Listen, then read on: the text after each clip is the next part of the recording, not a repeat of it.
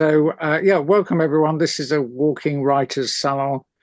We're Walk, Listen, Create. For those of you who are unfamiliar with us or new to us, we're a not-for-profit organization, a community organization with about 3,000 creatives in our community now, many of whom are writers, but there are also artists, composers, performers, and sound designers.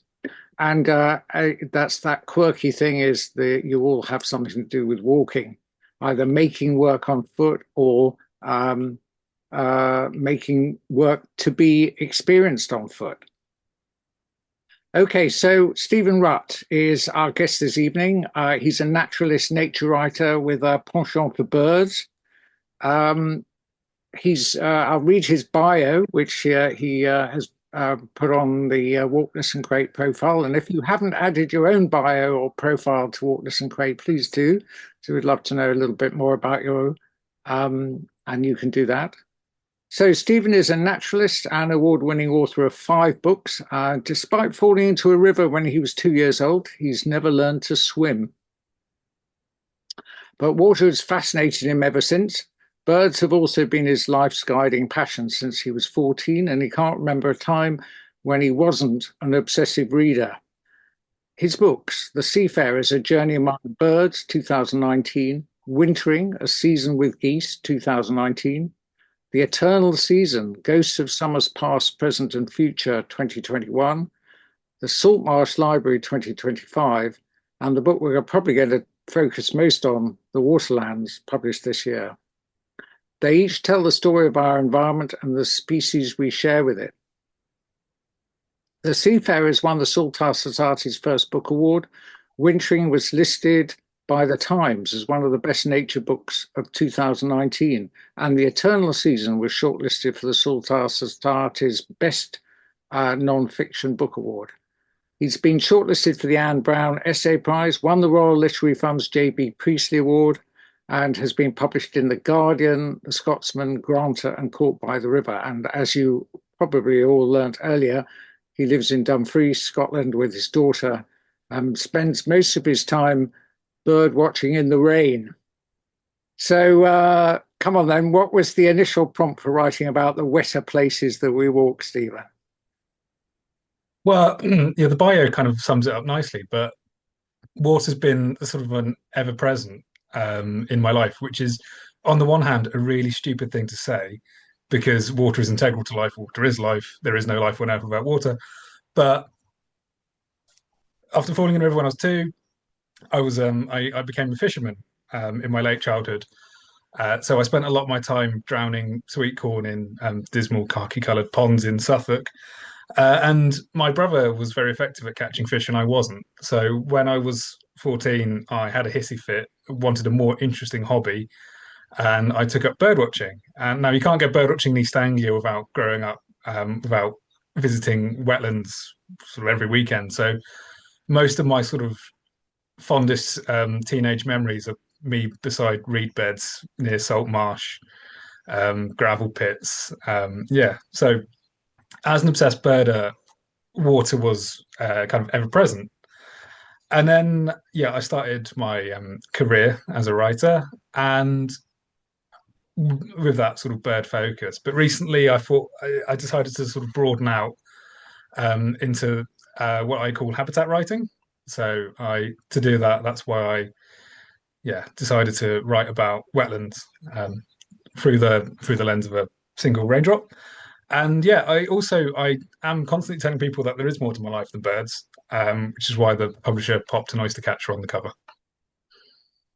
Yeah, well, okay. So, I mean, the format of the book is really interesting because you follow this raindrop from source to sea. Um, the aspect, of course, is that it's sort of following the idea of the rain cycle, which we're all kind of familiar with. So, what I was intrigued about was that your choice, or was that the choice of an editor? How was it came about that you decided that's the kind of thing that you do? Because you could have written about wetlands in all sorts of other ways. Yeah, so the trick was just to work out how to neatly tie it all together because I had the idea of visiting all the wetlands, and yeah, it was sort of I mean, this was 6 years ago, having a game sort of idea five-a-side. Um, and yeah, it was felt that, we needed to tie it to something more tangible. And I can't actually remember whose idea it was. It might have been mine. I hope it was mine. Yeah, to tie it to that. So it's an interesting idea because obviously you can't literally follow a raindrop from source to sea, and also in doing so, it's not going to visit every British wetland. So there is a large amount of sort of literary license involved in imagining it uh, evaporating from a lock in Galloway and ending up in the chalk stream catchments of Hertfordshire and Hampshire. Um, but it's all plausible. It could all happen. Okay, so you just told us so it was 6 years ago it all began. Yeah. So did you start with a kind of meticulous plan, or did it kind of evolve as you visited different places? I'm incredibly chaotic, so there is always a plan at some point. Um, yeah, it's. I mean, we sort of planned the thrust of these things, where what each chapter will do. So for one of these chapters, I did sort of bin that and go off and do my own thing, and then the publisher came back and said, "What about this thing you're supposed to do?" I was like, "Oh yeah, sorry." Um, Places are sort of aspirations in the planning stage. So I really wanted to go to Lough Neagh in Northern Ireland, which is obviously the biggest body of water in Great Britain. And I couldn't realistically, financially, time-wise, make that happen. So yeah, and also there's a certain amount of reacting to what you find. So obviously you can try and plan your nature writing, but nature has its own plans and ideas and likes to throw spanners in the works. So in a way, you have to sort of react to that as well. So there is a plan. I don't always follow it. I'm incredibly chaotic. I react to what I find around me. And yeah, I like to throw the kitchen sink at things. So chaotically throwing the kitchen sink at a project kind of means that sometimes the plan gets adhered to and sometimes it gets sort of completely ignored. And of that, sort of the writing. Well, the writing comes last, I guess, but maybe it doesn't. Maybe you're writing all the time. But are you sort of kind of, is the researching something you spend more time researching, more time out in the field, or is it, the most time is actually spent writing and redrafting and putting it all? Yeah, that depends entirely on like the chapter. So the lock chapter for this book contains both like some of the earliest sentences and some of the very last sentences written in the book. Um, and that's also partly just like the logistics of what order your fieldwork happens in and the research happens in. Um, Sometimes the writing comes really easily. So some of the bits that I read out loud, I then point out that I wrote in 45 minutes on my lunch break, and they're quite good.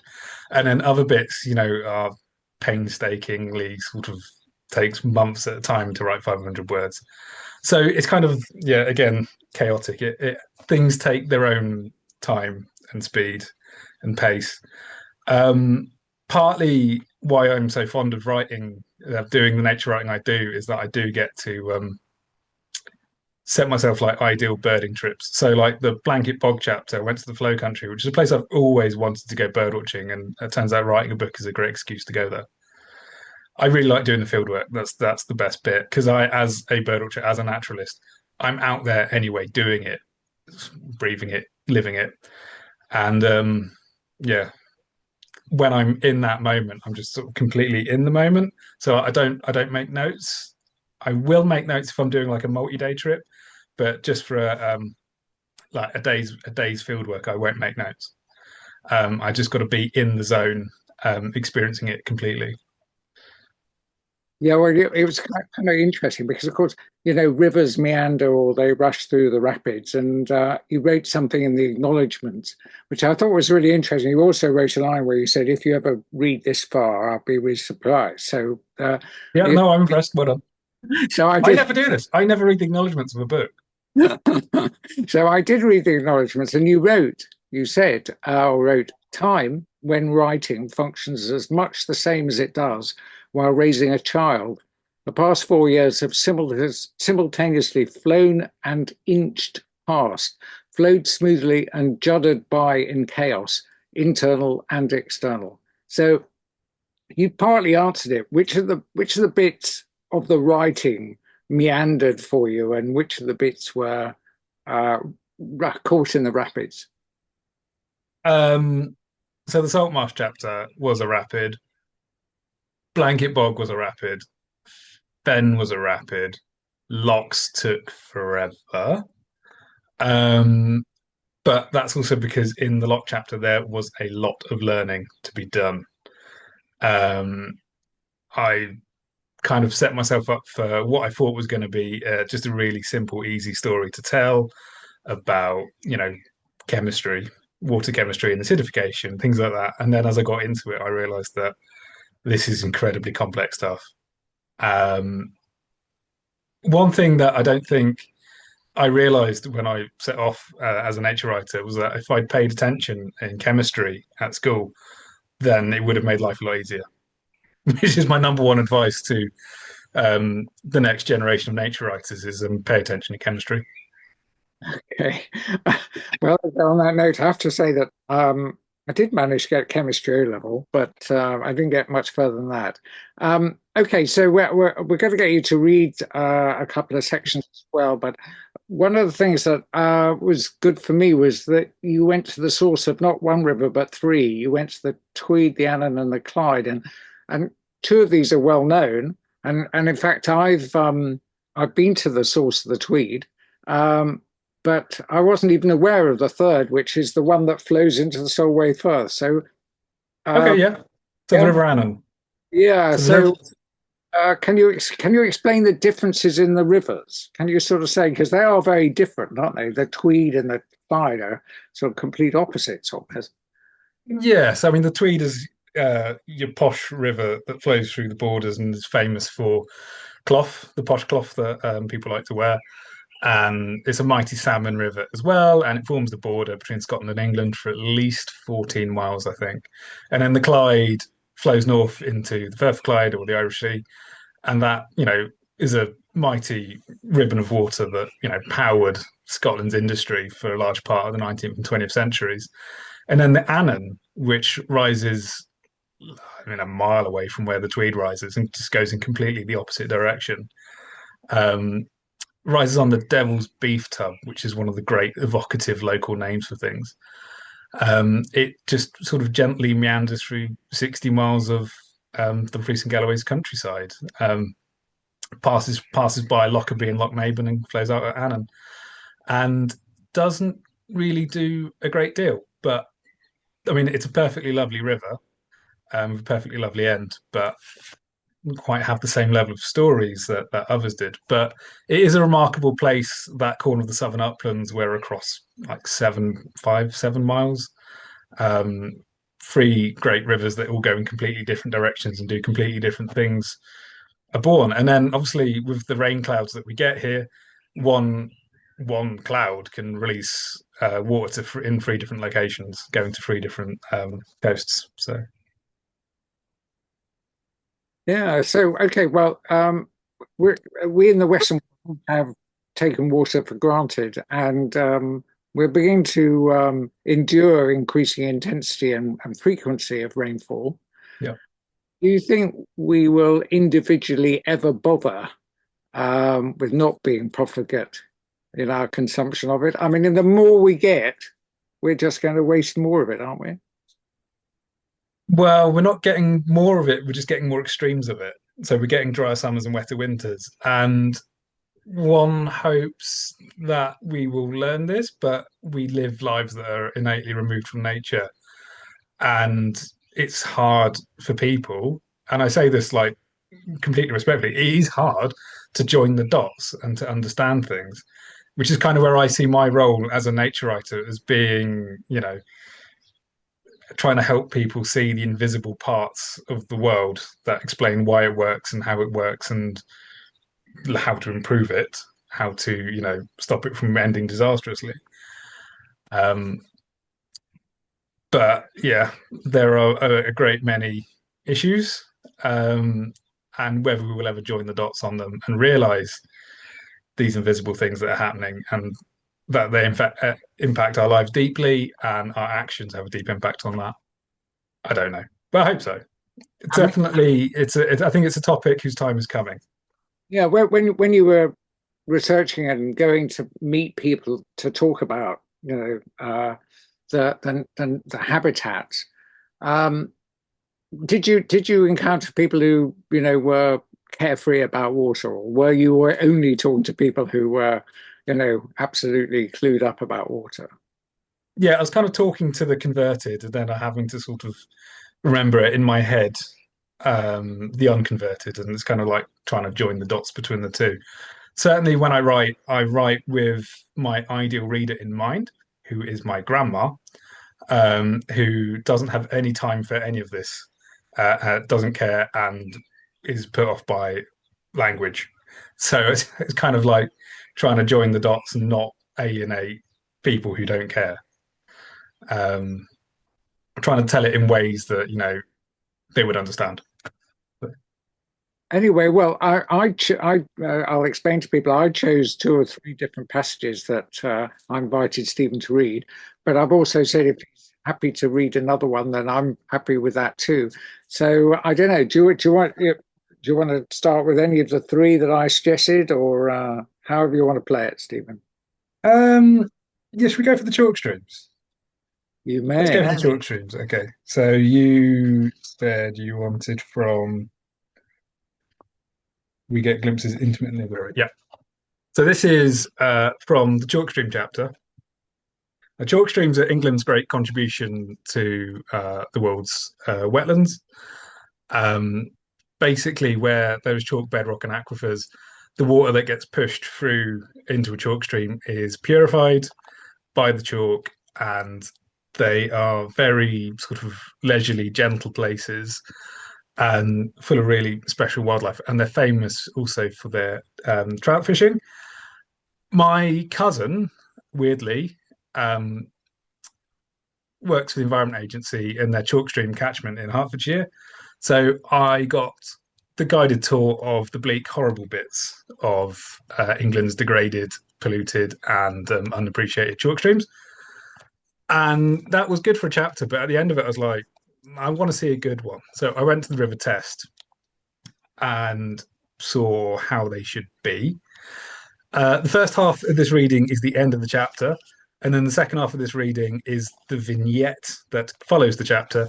So when I write a sort of a book like this, in between each chapter, I like to do a little vignette, which is like a highly focused picture of some of the wildlife that I saw on the fieldwork for that chapter, because part of the guidance for good writing is to exclude um, extraneous things, but nature is basically 100% extraneous things. So it felt less realistic to me to not include the extra stuff. So this is me including extra stuff at the end as well. We get glimpses intermittently of the river, sometimes side channels separated by willows, sometimes where watercress has grown in green swaths, bedding down in the channel. Then the bank opens out, and Rupert Brook returns to me, green as a dream and deep as death. The willows on the far bank are like a wall, an impenetrable screen of greenery. The crowfoot swirls at the surface of the water that tugs at it, ceaselessly but without that vulgar effort. The water still clear, simultaneously present yet barely there. A plasma across which azure damselflies skitter as if trying to lure the trout into rising. Banded demoiselles, their four wings marked with a smudge that flickers over the river at a slower pace, a more graceful flight, their bodies dangling behind them like a fairy in blue-green. They land in the bankside vegetation. Above them, gatekeeper butterflies patrol the hemp agrimony for interlopers in a feisty blur of orange. A sedge warbler chatters away somewhere in the impenetrable green of the place. I feel compelled to pick my way through the barbed wire fence. My feet follow an animal track to a lip of grass on the top of the bank. I kneel by the riverside and dip my fingers in, feel the cool silk of the water flowing past my knuckles. This is the river you dream about. I feel it pulling at my heart while my entranced eyes check the shadows of the water, primed for a wild trout, speckled and golden and muscular, as if to say this arterial flow of purity is proof that we can have the ideal, the perfect English chalk stream. Intermittent pollution be damned. Chalk streams have won their arguments. Everybody wants to protect them. There is the will, but even more crucially, sometimes money for some of them. Recently, the Norfolk chalk stream, the River Glaven, received £130,000 for its improvement. The Chilterns chalk stream's got 350,000. Only time will tell how far that stretches, whether the fallen chalk streams, like the lark in its concrete cage in a Tesco car park, will see any of that money, any of the good that can be done. It is a dream worth clinging to deeply. And anything yet. The pectoral fin flickers, but the trout stays still. Its head remains placid, implacable, hanging in the flow of the test, its eye hewn and worked to a keenness as if from flint. The tail fin adjusts, attuned to subtle differences in the current. Shark smiling, the gills open, revealing the pink slip of its capillary-rich filaments inside. Rock-filtered water filtered in turn through those gills, dissolved oxygen diffusing into its bloodstream, charging the trout with potential. It stays almost totally motionless. The many little flickers, tiny changes that keep a fish still in the flow, as apparently unchanging as this stream. It could be dreaming in all this green. A shovel-headed pike drifts gently, nuzzles the sky, passing itself off as a stump uprooted, just driftwood, not deadly danger. Banded demoiselles skitter through the pools of sky on the water's surface. A grayling passes like a bar of silver with a slack ship's sail for a dorsal fin, folded back on itself with the gentle lethargy of the afternoon. Light drifts. Under trees, my broken polarizing sunglasses are useless. The water is clear but shaded dark. Glare comes and goes. The speckles on its flanks, dark spots in a beige halo, stand out as if polished by the water, then blur with the speckled stones against the pale chalk bed as the light and life and stream move around it. Time passes. Cramp. I shift. It shoots. A split-second reaction, zigzagging off, a golden lightning bolt disappearing into the dark of the river. The latent potential spent for that, my one false move. I never see it again. But it lives in this memory, indelible, inscrutable. Now, as we were saying about writing, I wrote that bit on the train between Carlisle and Dumfries on my phone on my way back from being in Hampshire. I find writing on my phone really good because the internet is the most distracting thing. I go on the internet on my phone, and if I'm writing on my phone, I'm not being distracted by my phone. It's weird, but it works. And are you dictating? Are you typing? You got your two? Typing. Oh, I'm born with two thumbs. All right. Well, I think something about that reading also that passage, prompts another question, which is, about people's access to rivers, because you talk about the test. And I know a lot of the test is sort of like private land, and of course that's the same with the Tweed. Although with the Tweed, you'd have thought with the right to roam in Scotland, you'd be able to roam up to the banks of the Tweed, but that's not the case either. So how was it for you while researching the book and that sort of thing? And what were your who did you encounter that was challenging that kind of access to the river? The test was a really interesting example because, and I'm constantly trying to grind my axe. I had a really nice review in Country Life magazine that did also call me a chippy young political idealist and said that the test way provides access to the river test. The test way provides access to the river test several fields away from the river test because the river test is aggressively private. It's sort of basically, if you can pay lots of money to go fly fishing there, then you get access to the river, which is like baffling. I mean, I've lived in Scotland for too long to get my head around that. Um, with the Tweed, yeah, the source of the Tweed, it politely asks you not to go any further than the roadside, which I was going to ignore and engage in my right of access, but it was -5 in deep snow, and I was in trouble for suggesting that we go there. Um, yeah, with rivers in particular, there's always the fear of poaching.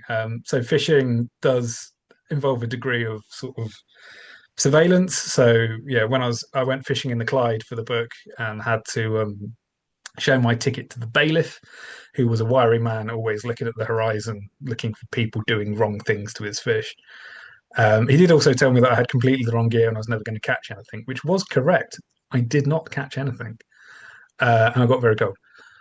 Um, locks, again, particularly around here in Galloway, there are kind of like accessible locks you can get to, and one's just where the sheer geography is impenetrable unless you do want to go wading through knee-deep millennia and offer up your legs as a sacrifice to ticks. Yeah, chalk streams. Chalk streams was the main sort of politically policed. You can't come here. Salt marsh is obviously a challenge for the tides, and blanket bog is just a challenge. That's clearly not a place that humans are supposed to get too close to. Although if you are near the flow country, then Forcenard is amazing, and the lookout that the RSPB operate there is fantastic. And it was really the most fun I've had going there for the fieldwork. So. There's something else also I thought about the book, or at least I read a PDF which was sent to me by your publishers, but there were no maps, and I just wondered whether that was something else that you chose not to do. You didn't include maps of the wetlands or where you may have walked. I thought about it, but in the end, I went for pictures from the fieldwork. I thought that was kind of more evocative. Um, there's also like with a map of the Clyde, do I show the course of the Clyde and bits where I walked, or do I show the catchment? Or yeah, really, what I want people to take away from it is that a river, at least the river chapters, that a river isn't just the course; it's everywhere where water flows into that river, and that kind of just ends up being a really big, unwieldy map. Yeah. Okay, so we're about halfway through our allotted time. Shall we see whether anyone in the room wants to ask questions? No one's. Yes, okay, thank you. I thought I was going to submit that when I left, but you've got the question sooner than I thought. Thank you. I just feel that nature writers are increasingly pressurized to add in science these days. And Stephen, you spoke about learning chemistry. What do you think about this? Is it absolutely necessary? And if it's not your specialism, how do you avoid sounding like an amateur? Hi, Tamsin. I I chose to add in the science because that's the direction I wanted to go in. So I'd done in my first two books in particular. So I kind of, if you divide up my five books, two and a half of them are memoirs.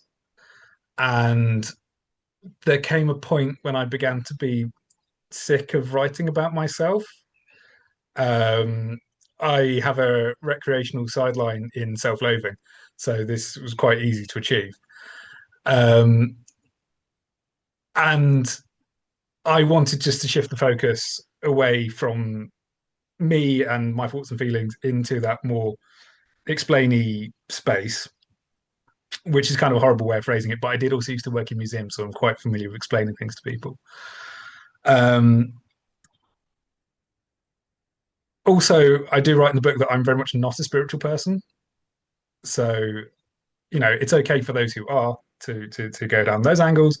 But as a naturalist, I like, you know, the facts. I like knowing why things are working and why they're there.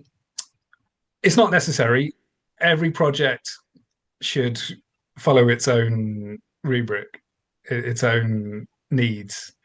So there's no point pointlessly adding science that you've learned in if it's not sort of in service to the narrative or the project.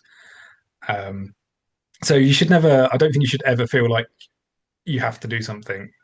You do things because it's the right thing to do. You don't do things because other people do it, or that's what you think the genre wants. Um, Ignore what the genre wants, just do what you want. And so yeah, it's not necessary. If it's not your specialism, how do you avoid sounding like an amateur? Um, that is a really good question. I don't know. I hope I don't sound like an amateur at any point. It's it's kind of like a deep learning process, kind of. I get when I write these books, they do sort of take over every waking thought that I have that isn't about my daughter, and that I'm quite good at being obsessed with ideas and with things. And it's basically it's just a lot of reading, which is fine because reading is pleasure. Reading chemistry is less pleasurable, but yeah. Um, so for my section on acid rain, you can come up with the internet will provide you with lots of really basic sort of GCSE level science lesson explanations of acid rain, but it wasn't until I found a book from the 19th century where sort of acid rain is first posited that it made sense and it brought it to life for me. And then it's just a case of conveying that. But ultimately, if something's not interesting, don't put it in. Yeah, I think you're maybe more likely to sound like an amateur if you put in something that isn't necessary or interesting to you. And also, I'm not necessarily sure that sounding like an amateur is a bad thing. Because again, if that's what you are, then that's true to what you are. And in a way, you're more likely to cause problems for yourself if you try and sound like a professor of something when you're not. So I guess just be authentic. Does that help? Yeah, great. Thank you very much. Sarah, do you want to chip in? As well as the science, I mean, which I find really interesting because there seems to be a genre of nature writing which is all about helping the human progress really rather than actually looking at nature. It feels like there's an emphasis on the quality of writing. So to make it readable and to actually make it beautiful. How do you combine doing the field work and the writing? Do you do them both? And you talked about on your phone on the train, but I don't know if you would be tempted just to do more field work, more field work, more field work. How do you stop? Literally logistics. I would spend my life doing field work if I could. But when I started writing, I was a spotty little 16-year-old with a blog, and I was going out birdwatching, taking pictures, putting the pictures online, and then realizing that I needed to do some writing around that. Otherwise, it was just random pictures on the internet, which no one was ever going to look at. So over a few years, I realized that my pictures weren't very good, but I was enjoying doing the writing more and more. So it's kind of, I don't necessarily know how to write if I haven't been outside. There's kind of that's just my method of working is go outside, write it. So yeah, if I didn't have a deadline or an idea, if I could spend 7 days a week being outside doing field work, otherwise known as bird watching, that's kind of what I would do. An emphasis on the quality of the writing and being readable is it's always a good thing. Nobody wants to read something that's horrible. I currently reading a really good book that I'm really enjoying that isn't brilliantly written, but it's definitely serviceably written. And in a way, I would rather read that sort of book than something that's beautifully written but kind of hollow at its heart. So yeah. In a way, I do have my grandma perched on my shoulder, um, saying, but why? Well, I don't care about that, which does help sharpen the explanations um, somewhat. And also, again, as an obsessed reader, I do like reading. I can't not. I think in words. I think in sentences. So Okay, so we've got a crafty one here. We've got Dave Borthwick. So Dave, do you want to do what you want to do, and then you can ask the person you've named and shamed in the chat there. Are you there, Dave? Yeah, I don't think shame comes into it at all. I just really loved the something you said early on, Steve, about habitat writing, and with your book, it makes perfect sense. Rather than place writing, it is habitat writing, and that's I was really excited actually by that term when you said it. So I was kind of going to ask you about this kind of tension between the plan and chaos, and about nature's agency, that you're drawn to look at certain things rather than others just because of that certain day. And you mentioned the weather on the Tweed, for example, how the chaos is actually creative. And yeah, I have named but not shamed Jeff Sample there as well, that I'm interested in habitat writing but also habitat listening and nature's agency in that context, if that's a question at all. it is a question. I guess like being alive to the chaos is kind of also the details that give writing its specificity, that make it a living thing. Because if everything was just theory, if everything worked as the theory, then there's no point to writing because we wouldn't learn anything new. Yeah, I'm quite glad we don't live in a hermetically sealed universe of no chaos by Tamsin.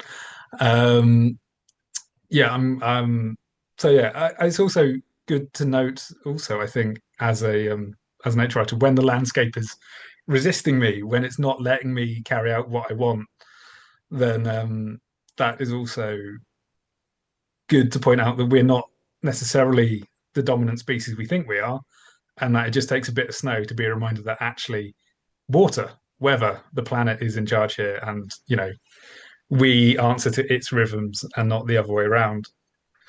And field listening, this is just a complete side tangential point, but I've recently built myself a parabolic dish out of a £2.50 mixing bowl that I've cut a hole in the bottom of, stuck a zoom in and my headphones in. And I was on for a project that I'm on. That's not a writing project, it's a film project, but I'm on it and I'm doing the sounds for it in my own chaotic way. And as part of the project, we invited the local asylum seekers out into the woods. And, I brought my binoculars and I brought my parabolic dish, and they loved the parabolic dish because you put it on, put the headphones on, and it makes everything you hear that much louder. It picks out sounds that just otherwise get lost in the hubbub. So I think listening and in the field sounds is a really powerful way to introduce people to a landscape. I'm at the very beginning of this. So Jeff, do you want to say something? Hello, folks. I don't know what to say really. What was it? How walking in place to do fieldwork. I don't walk very far. I don't get very far in a walk because there's so much to listen to. I don't know. And Dave, you were saying something about the agency of nature. I mean, what do you mean by that? Well, just your plan might be to go and listen to one particular species or one particular habitat, and then something on the day means that you're listening to something completely different, perhaps. Yeah, absolutely. That's exactly what happens. And one gets into real mix-ups, trying to be professional as a sound recordist. So I'm after an Orphean warbler, and there's something else singing away there. No, don't get distracted, stick to the Orphean warbler. And then I find out later it was a white-throated robin. This is on the island of Lesbos, really rare bird, cracking singer as well. I thought it was a wind chat on migration, so singing a bit messy or something or other. But I caught a sight of this bird, and things like that. It stuck with me for 20 years. I made the right decision in a sense, but in another sense, it was completely wrong. I should have gone for it. Yeah. The Orphean warbler is a good singer though, because the name comes from Orpheus going into the underworld, doesn't it? Orpheans are my favourite. Absolutely, this is the Eastern Orphean. The Western Orpheans are repetitive. That there's some you'll know, Stephen. There's some different opinions about whether they're separate species or not. I think it was proposed by Shirahai and someone that they were separate East and West. But I think it's treated as separate species now. I think phylogenetically, in terms of genetics, they're not quite full separate species. But yeah, in terms of song, very different. And the Eastern ones are absolutely the best. There's almost a sense of humor in their phrasing. But nevertheless, on Lesbos, when I was there 20 years ago, if you had decent ears, they're relatively common. Whereas the white-throated robin, that was the single encounter I've had in my life, and it was a really cracking singer. I've wondered about going to Turkey just for it, but I don't have that kind of budget really. Imagine what we would do if we all had, the budget of our dreams, though. Well, yeah, it's not just that, is it? One focuses on what interests one, I suppose. It's been the local blackbirds for the last few years here in my village, which is great. Beautiful singer. Yeah. All right. Okay. So back to you, Stephen. One of the things you talk about, which I thought was quite telling, was about how to walk on a salt marsh. So I wondered whether you'd like to pick up on that, because salt marshes are an area where a lot of people could walk because the coastline is, the Queen's Chain or whatever. We're fairly open to that, and with the King Charles III path or whatever it's now called, we could wander all the way around England purportedly. Salt marshes are awkward spots, and when you arrived, you actually knew very little about what took place under the surface. So you discovered quite a lot from what. Yeah, I knew nothing, which is weird because it was always one of those things. I thought I knew salt marshes because, I've grown up bird watching them. I am aware that there's muddy bits, there's wet bits, and there's dry grassy bits, and there'll be curlews and redshanks and the rest of it. But it wasn't until I was sort of out there in the hands of an expert, sort of gliding over the mud, which is the way that you have to walk over the wet mud of the Solway, is you glide over it like you're ice skating.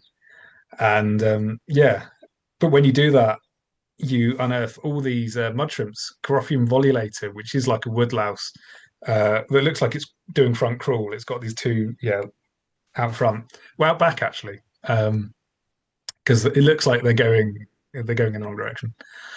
And they're really interesting tidal landscapes. And here in Dumfries and Galloway, we have a quarter of all Scotland's salt marsh, and its three biggest examples.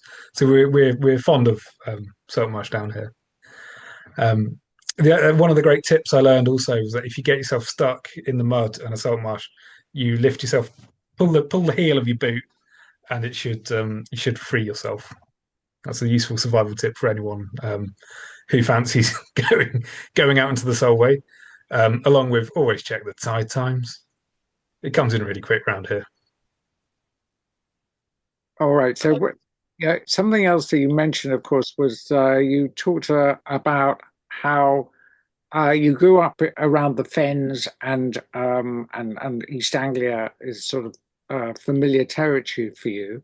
And you talk about the sort of industrial way we've drained the Fens to grow more carrots. And I think we're all familiar with how the soil is shrunk. The sort of the rivers flow several feet above us when we're walking in the Fens.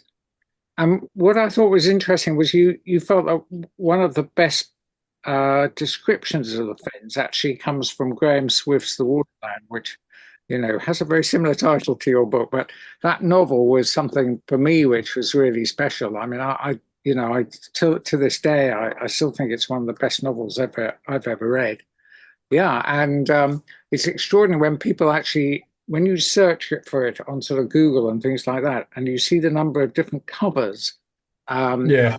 depicting the Waterland, it's extraordinary. But that aside, what other books and writers that you've encountered have immersed you in a landscape? I mean, who would you say are the writers to read apart from your own? That is a really good question. And while I think about it, one of the things I love about the Waterlands is that when I came back to it for researching this, I found this train ticket that was a bookmark in it that I used when I was commuting into London in 2013, with an overwhelming sense of what the hell am I doing with my life? Why am I on a train for an hour and a half into this horrible city that I don't like? And reading Waterland really like kept me kind of sane for the 2 weeks I was reading it, because it was like a little mental bath on this packed hot tube train every day, reminding me of the places I loved and why. Aldo Leopold is always my uh, lodestar. He is, as far as I'm concerned, one of the best. Not from like a sort of literary level. The sentences are fine. They're not like they're quite simple sentences, but he makes me excited to go outside. I always used to really struggle finishing a Sand County Almanac because it made me want to go outside. And I always feel like that should be, the ultimate test of a writer's skill, a nature writer's skill is, does it make you want to go outside and look at stuff? And yeah, it makes me want to go outside and look at stuff. And also there's kind of like a simplicity of his observations. It's so clever, particularly, at the start when he's soaring through a log and he's reading big environmental events that happened into the years of each ring that he cuts through, thinking like a mountain, which I'm sure you're all familiar with. Yeah, so he is he's someone I will always try and aspire to be.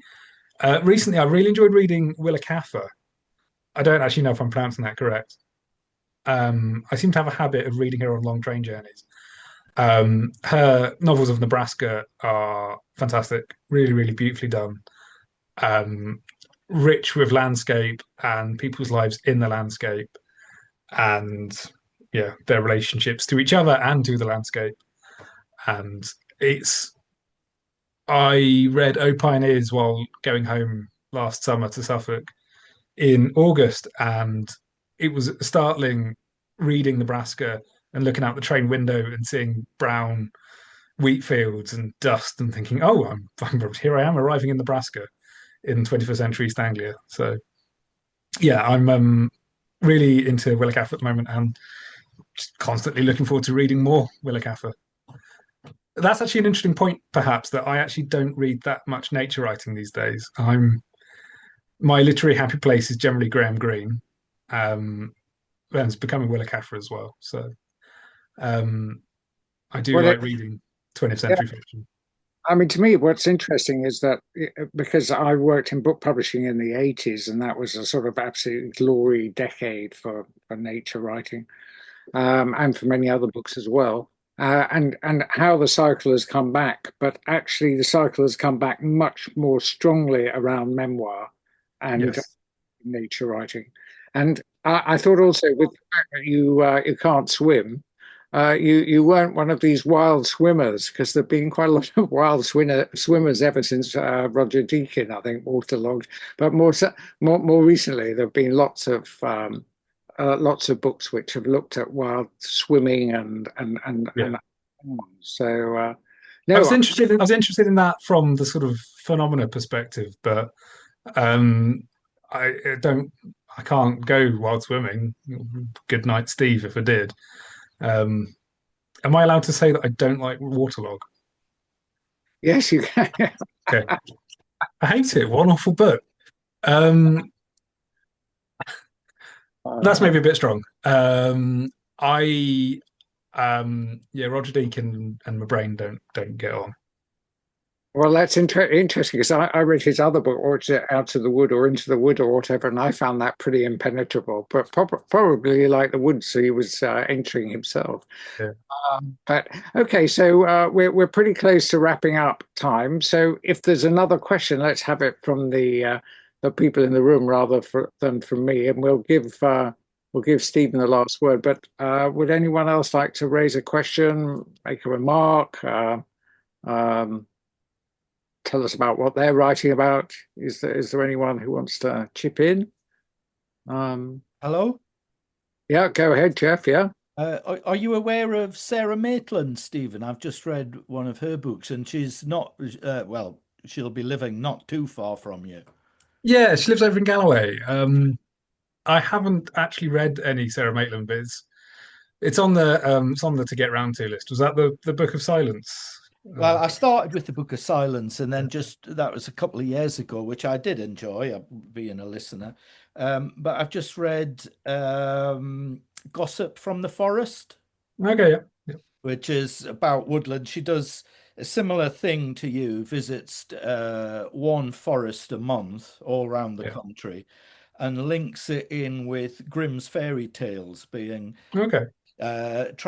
She draws on the theme the forests and and Grimm's fairy tales in particular are rooted in forests. Yeah. I just okay. Interesting. Yeah, no, I haven't read that. The film project that I haven't really mentioned is woodland based, so I'm going to make a mental note of that and come back to that. So thank you.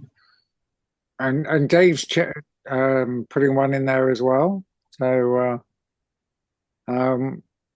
what's it called? The most witch and other stories. The Moss Witch. The Moss Witch is tremendous, absolutely tremendous. Speaking of nature's agency, so where a pathologist comes to study the moss in a particular area, but finds it's animate and becomes person. Okay, nice. We'll give those a go. And what we can do is we'll list these and send them out to everybody. And if other people come up with suggestions of things to be reading, then please do chip in at send me an email and then we can circulate it. We're very happy to do that. Okay, so I'll ask one sort of final question, which is, while you were out walking and writing this book, did you have any sort of epiphany? There was something that really struck you and has not left you? Loads. I'd say the main thing is the resilience of nature, particularly like the seed bank. So when I was researching the restoration of Lake Neath Fen, which was carrot fields in 1995, and then 15 years later had breeding marsh hare, bearded tit, crane, and bittern. The RSPB they re-wetted the landscape. They planted a whole thousands and thousands of reeds, and then after a few years, they were having plants bloom there that hadn't been in that area for 150 years, and they were still there. They were still alive as seeds in the soil, and they just needed a chance. And ultimately, I think that's kind of the message of hope that I took away from doing the fieldwork, which I never expected to take, is that it's out there. It just needs to be given a chance. And whether that is beavers or manual wetland restoration or upgrading Britain's ancient sewer system so it doesn't overflow every time it rains, things just need to be given a chance. And yeah, nature will pay us back in spades with life that we've forgotten existed if it gets given a chance. Oh no, I've just been asked a question here from Simon. If you had to sell why nature matters to the ordinary person, no. Really... I meant what you just said was incredibly powerful. I would write that down if I was you. And I mean, I'm going to try and if someone said why should we look after nature, what you just said was just, I think it was really epigrammatic and really powerful, and there was a lot in a relatively simple sentence. But that whole thing, what you said about if we give it a chance, it will pay us back in spades. I thought it was a really amazing quote.